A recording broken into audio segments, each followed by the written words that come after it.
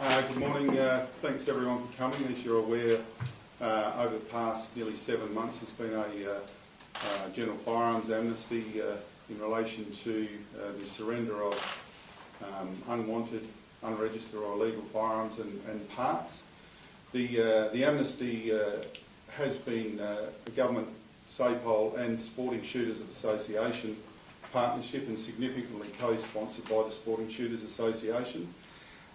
It's been very successful and it is about to be extended, or has been extended to the end of the year or at the commencement of the new legislation. Significantly, this amnesty has for the first time involved participating licensed firearms dealers, which is a significant shift from the historical surrender to the police station and destroy immediately. This has worked very well with over 800 firearms being surrendered to dealers, and it's also the first time that an opportunity for licensed firearms licence holders to put in a permit to acquire surrendered firearms if they have a licence of the necessary class, and a number of firearms have been re-registered and have been handed back to those members of the public surrendering them. Just invite the Minister for Police to talk in relation to the matter here.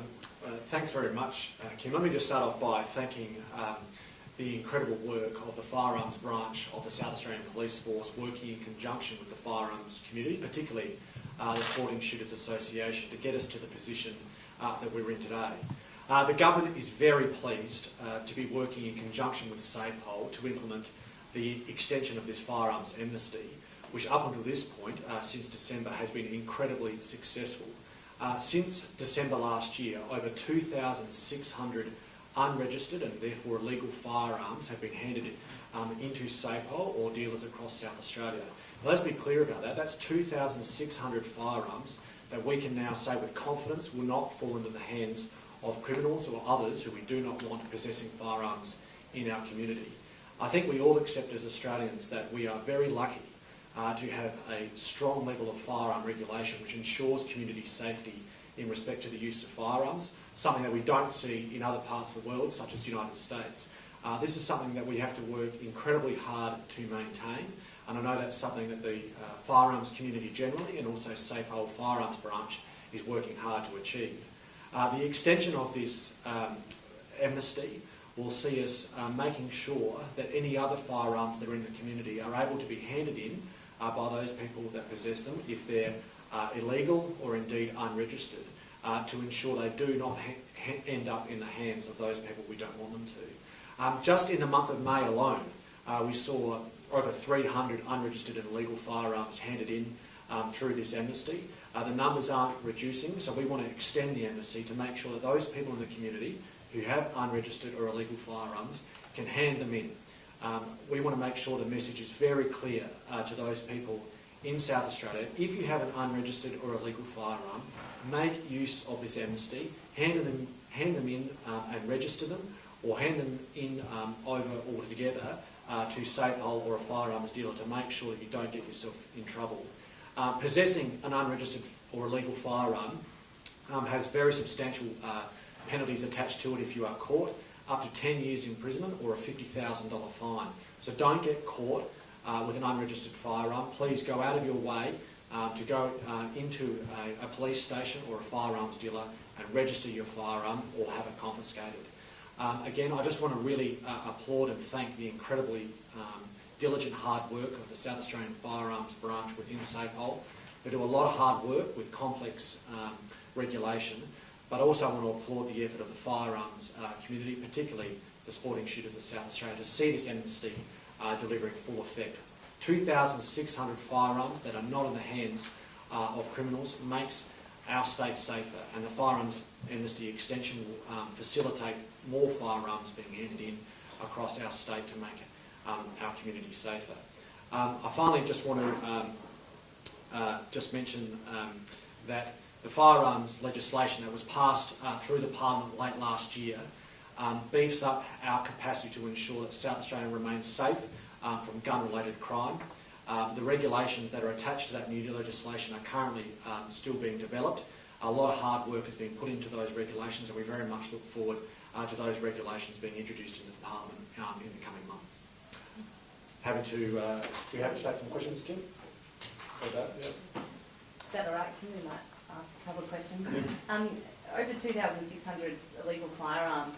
Was that a surprising number? No, that's it's consistent with the last amnesty run in 2012, which finished at about 3,000. So I expect we'll go past that figure in the coming months. Surprising that this amount of illegal guns are still in the community, though, given Well, how many amnesties we've had and how long. Well, I think we understand nationally that there are a number of firearms out there that are not registered, and that we, the authorities, are not aware of. So we understand these things sometimes get passed down through generations. They come from back in the wars as well. These are opportunities for the community to actually divest themselves of them, or if they are weapons that they can acquire themselves because they've got the appropriate licence, they can do that. I'm sure that all guns are unsafe if in the wrong hands, but what sort of weapons have you seen handed in that would pose a particular risk to you?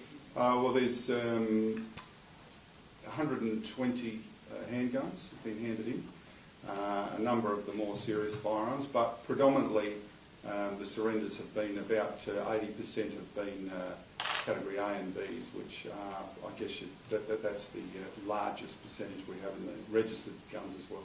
What sort of guns are they? What's category A and B?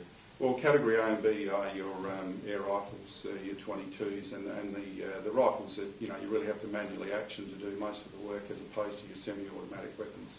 You mentioned the wars. What advice have you got for grandsons, great-grandsons maybe, of war vets from World War II or whenever, if you've got one handed in? There's opportunities to have those weapons deactivated and retain them, but in the form that some may be storing them, well, then obviously they are illegal.